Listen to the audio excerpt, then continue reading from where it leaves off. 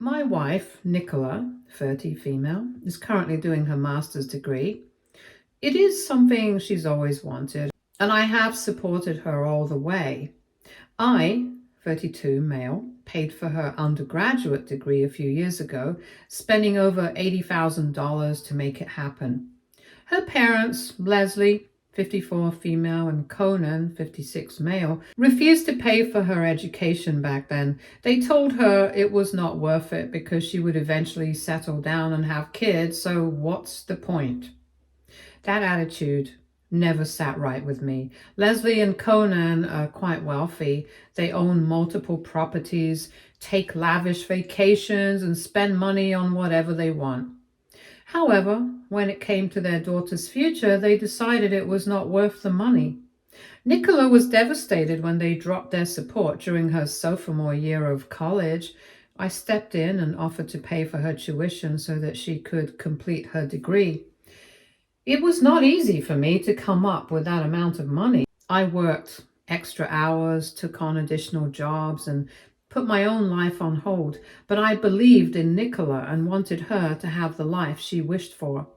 She graduated a few years ago, and watching her walk across the stage made me proud. All of the sacrifices I had made seemed worthwhile. Fast forward to now, and Nicola is pursuing her master's degree. I am once again supporting her as she's pursuing her goals. She's doing well in her program and frequently talks about her professors and classmates. Professor Robin, 58, male, is one of the most frequently mentioned names. Robin is one of her professors, and from the way Nicola talks about him, he's clearly her favorite. She's always saying how much she learns from him, how passionate he is about teaching. She says his lectures are fascinating and that he has a way of making every topic interesting. I did not think much of it at first. I thought she just admired him as a mentor. A few nights ago, Nicola was sitting on the couch, flipping through an old photo album she had dug out of storage. I did not think much of it at the time. I was scrolling through my phone, half listening as she reminisced about her college days. Suddenly, I heard her giggling like a child. When I looked over, she was staring at a photo of herself with a man I did not recognize. I was curious, so I asked who it was. She smiled and said it was Robin, her professor. She explained that the photo was from a recent event at her college and mentioned how cute he looked in it. She laughed again, like it was some kind of joke, but her tone did not sit right with me. I could not stop myself from asking what she meant by cute. She shrugged and started talking about Robin in a way that made my stomach churn. She said he was not just a great teacher, he was charming, fun, and someone she could talk to about anything. Then she casually dropped something that hit me like a ton of bricks. She described her time with Robin as a cute little fling and laughed as if it were no big deal. I was taken aback and so confused. A fling? She was sitting there smiling and reminiscing as if it were a harmless memory. Nicola kept talking, completely unaware of how her words were affecting me.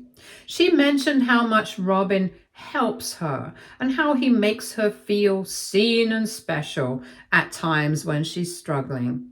She described him as worldly, confident, and someone who understood her in a way few people did.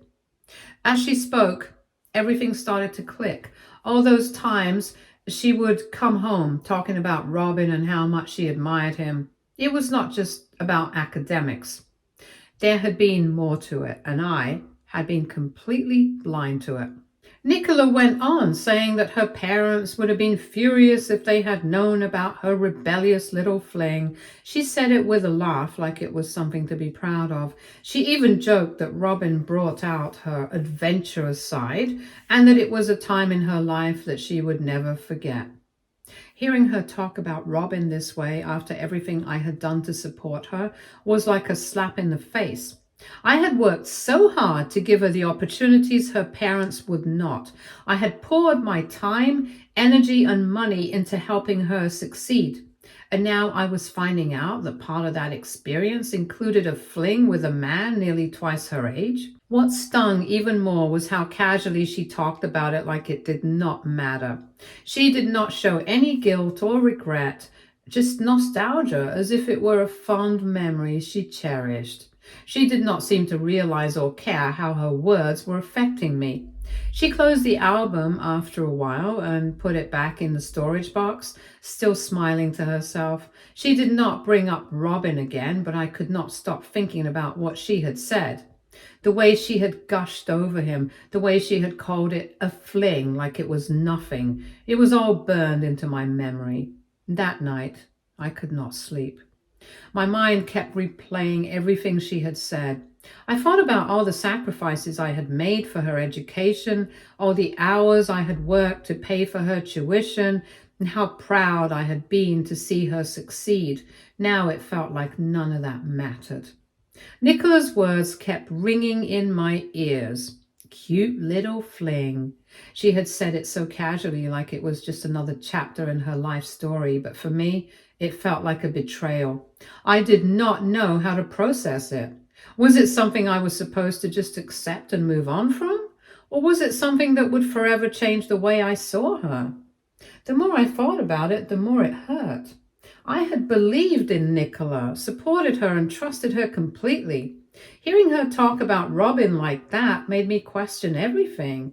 Was I just a stepping stone for her? Someone to fund her education while she lived out her college fantasies? I decided not to confront her right away. Instead, I let her continue thinking everything was fine. Over the next few weeks, I started putting the pieces together. I already knew she had had a close relationship with Robin during her time in college. Now I needed to figure out how deep that relationship really went and whether it had crossed professional boundaries in a way that could affect more than just my marriage. First step was digging through old records and messages. Nicola is not exactly secretive about her life, and her phone had plenty of photos, emails, even saved chat logs. I felt a pang of guilt going through her things, but the more I found, the more justified I felt. There were pictures of her and Robin outside of class settings, not just group photos, but one-on-one moments that seemed a little too personal for a professor and student. There were emails where he complimented her looks, her maturity beyond her years, and her passion for life. They weren't explicit, but they were inappropriate.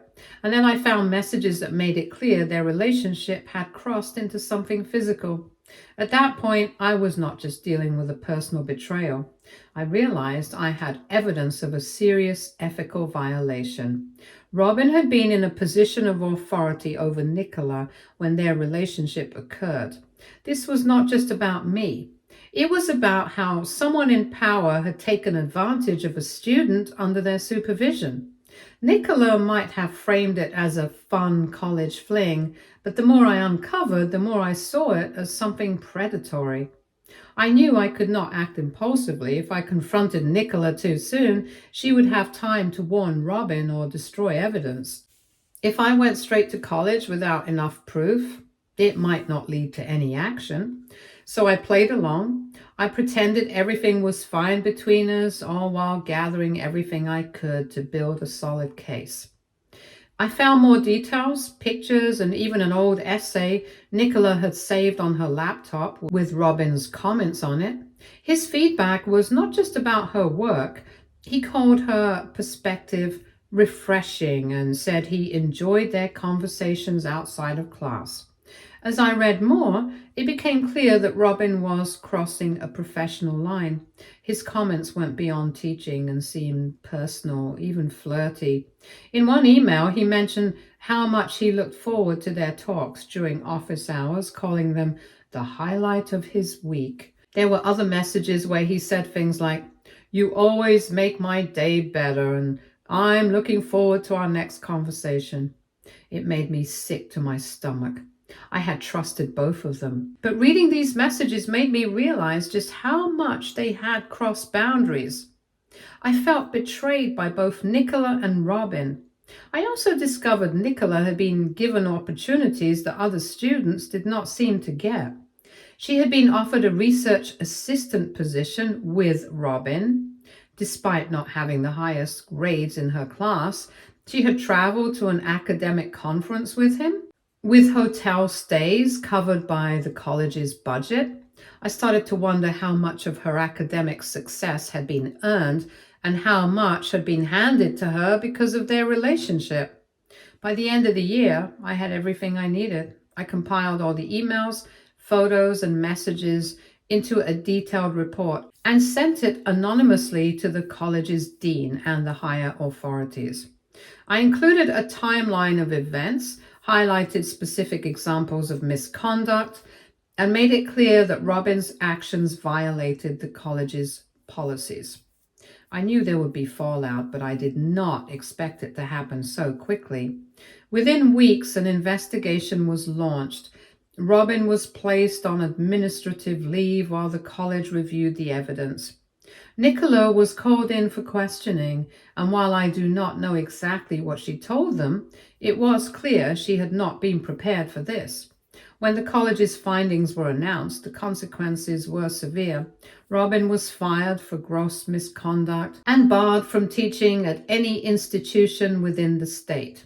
His reputation was destroyed, and I'm pretty sure he will never work in academia again. Nicola did not get off scot-free either. The college determined that her participation in the relationship had compromised the integrity of her degree. They revoked her academic honors and blacklisted her from alumni networks and future academic opportunities tied to the institution. Nicola was furious when she found out. She came home one evening, slamming the door and crying about how everything she had worked for was gone. She blamed the college for being unfair and claimed they were overreacting. But then she turned her anger towards me. She accused me of not being there for her and that I ruined her college experience and her career forever by not standing up for her when all of this was happening. I did not respond. I let her rant, let her say whatever she needed to say to feel better about herself. Deep down, I knew she was not angry because she had been wronged. She was angry because she had been caught and because there were consequences for her actions. She is still furious at me, even though I have not admitted my role in exposing her and Robin. She has been cold and distant, and I'm pretty sure our marriage is hanging by a thread. But I cannot bring myself to feel guilty. If anything, I feel a sense of justice. Robin abused his power, and Nicola made choices that had consequences. Still, a small part of me wonders if I went too far. Did I destroy her future out of spite, or was I right to hold them accountable? AITA for exposing my wife's affair? Update 1. It has been a few months since my last update, and things were obviously not good between us, but at first she did not know I was the one who reported them. We were constantly fighting over what she did. One day the fights escalated, and I told her it was me who reported her and Robin. I told her I did not regret doing what I did. She was furious, and she was yelling at me, saying I ruined her life. I screamed back, saying I did the right thing, and she's the one who ruined my life. For a long time, we did not speak at all. Nicola acted like I was the bad guy, as though I had wronged her in some way.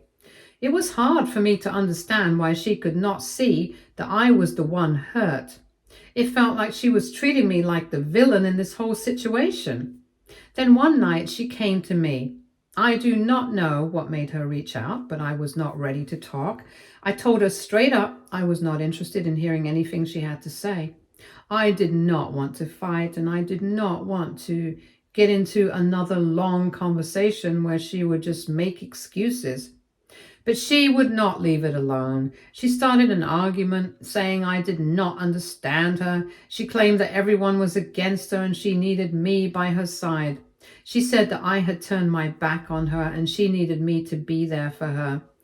I did not know how to respond to that. All I could say was that I was not on her side anymore, especially after what she had done to me. I could not just ignore that she had cheated on me. She tried to explain herself. She said, "It was something I had to do to get ahead. That is just how it works. I could not believe what I was hearing. It made me feel sick. How could she think that was okay? How could she think that was the only way to succeed? She did not need to sleep with her professor to get ahead. She was capable, smart. She was capable, smart, and hardworking. But instead of seeing that, she thought this was the way she had to go. I told her that I could not even look at her right now. I was disgusted by her actions and her mindset. The fact that she could not see how wrong it was made everything worse. She did not feel guilty. She did not feel bad about what she did. I felt betrayed, and no matter how much I tried, I could not just let that go. Then she stood up and tried to flip the situation on me. She said I was being condescending, and she suggested that maybe I had taken advantage of my subordinates too. I was furious. I had never done anything like that, and I was not going to let her drag me into that kind of thinking. I had no idea where that accusation came from, but it was completely untrue, and I made that clear. I told her that she needed to stop thinking like that because I would never act the way she did. I told her that her mindset was messed up. And that is when it hit me. If she believed that cheating to get ahead was okay, then maybe this was not the first time she had done something like this. So I asked her, and to my shock, she admitted that she had done similar things before. At that moment, I could not stay in that house anymore. I could not be with someone who thought like that, who did not understand how deeply wrong her actions were. I could not even stand to be in the same space as her. So I packed my things and went straight to my parents' house. I could not keep pretending that everything was okay when it was not. When I got to my parents' place, I explained everything to them. They were surprised, of course, but they did not judge me. They understood I needed time to process everything and figure out what to do next. They were supportive, and I appreciated that more than anything. I have been living with them since then, and it has not been easy. I'm still dealing with the shock of everything that happened. Nicola has been calling and texting me nonstop, telling me that I'm overreacting. She does not understand why I'm so upset. It's like she still does not get it. How could she not realize the hurt she caused me? I have not responded to her calls or texts. Every time I see a message from her, I just get angrier. How could she still be so clueless about everything? She acts like nothing's wrong. She thinks I'm just being dramatic, but I cannot move past what she did. I cannot act like everything's fine when it clearly is not. I have made up my mind now. The moment I go back to that house, I am going to ask for a divorce. I do not know how things are going to unfold after that, but I cannot keep living like this. I cannot stay with someone who thinks doing something like this is okay. Because I know if I forgive her, she will think this is fine and she will keep repeating this. Right now, I just need time to think. I need time to process everything that has happened and figure out what's next. I had believed in her. I had sacrificed a lot to help her get her degree. I thought I was doing the right thing by supporting her, but now all of that feels pointless. The way she treated me, the way she tried to justify her actions, made it all seem meaningless. It is hard to accept that I spent so much time trusting someone who thinks like this. I do not know what the future holds, but I do know that I cannot stay in this marriage anymore. It's over. I cannot keep trying to fix something that's beyond repair. I'm going to ask for a divorce when I go back to the house, and after that, I'll figure out how to move forward. But for now, I just need time. Update 2. Little backstory on me and Nicola. Nicola and I have known each other for a long time, longer than I can remember. We grew up next door to each other, and I was 11 when my family moved in. Nicola was 9, and we became really close right away. It did not take long before we started dating. I was just 13 when we began, and we spent so much time together. At first, it was just a cute childhood relationship, but it got serious over time. We went through a lot, but we always told each other that no matter what, we would make it through. I trusted her completely, and I believed we were going to be together forever. With time, everyone around us started believing that we were meant to be together, and honestly, so did we. We were the couple everyone thought would get married, and we both saw it the same way. It was not a question of if, but when. For me, there was never any thought of exploring other relationships or being with someone else. From the start, Nicola was perfect for me.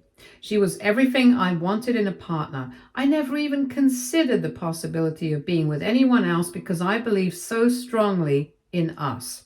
She was my person, and I thought we had something special. But there was something about her parents that always bothered me. Her mom, Leslie, had very old-fashioned views on life. She thought the only goal for a woman was to get married and have children. She did not believe that women should have careers or be independent. And her dad, Conan, was not much better. He thought women could not get ahead in the workplace unless they did favors for their bosses or superiors. It was disturbing to hear that, and it made me realize how messed up their mindset was. But despite growing up with this, Nicola never seemed to talk like them, so I always thought that she was different. I thought she would not fall into that mindset. She was smart, strong, capable. I never imagined she would think like her parents. We got married when I was 24 and Nicola was 22. I was ready to take the next step, and we had been dating for so long that it felt like the right time. Another reason was that her parents were very strict with Nicola and made it clear they did not want her to stay unmarried till 25. And if I wanted to marry her, I would have to take that step early, otherwise they would look for other alternatives. So we decided to get married early, not because we were rushing into things, but because we did not want to deal with their pressure anymore. We wanted to live our lives without restrictions. And for all those years, she never gave me a reason to doubt her. She was always there, and everything felt right. There was no sign of anything being wrong, no hint that she was not as committed as I was. She had my trust completely. So when everything fell apart, it hit me harder than I could ever have imagined. I never expected to have my trust broken by someone I thought I knew so well. Update 3. It has been almost 2 months since I moved out of the house and stayed with my parents, but I finally decided to go back home. I did not expect it to go the way it did. The second I walked through the door, Nicola immediately started screaming at me. She was furious, accusing me of abandoning her when she needed me the most. She told me that her parents, Leslie and Conan, had been emotionally torturing her, and I should be the one to talk to them and tell them she did not do anything wrong. She wanted me to tell them that everything was fine now that I was back. I could not believe it. She was trying to twist everything in her favor. I asked her why I would do that when she was clearly the one in the wrong. It was hard for me to even stay calm. She did not seem to care that she had hurt me. Instead, she told me it did not matter because according to her, we had worked it out. And I was back home now. So I told her we had not worked anything out, and I was sure we weren't going to. When I told her I wanted a divorce, her face dropped. She looked completely shocked, as if she never expected me to say it, but to me, it felt like the only option left. The trust had been broken, and it could never be repaired. I did not want to fight anymore, so I went upstairs to my room to get some space, but Nicola was not giving up. She stormed into my room and said that I could not just drop a bomb like that on her. She said it was unfair and kept on with her usual excuses, asking why I could not just forgive her. She said I was being cruel. I told her that I was not the one being unfair. I reminded her that she had been cheating on me multiple times. She had betrayed my trust in a way I never thought was possible. I told her that before she tried to tell me what was unfair, she should have thought about what was unfair when she made the choice to cheat on me. But she tried to justify her actions, saying that it was not really cheating.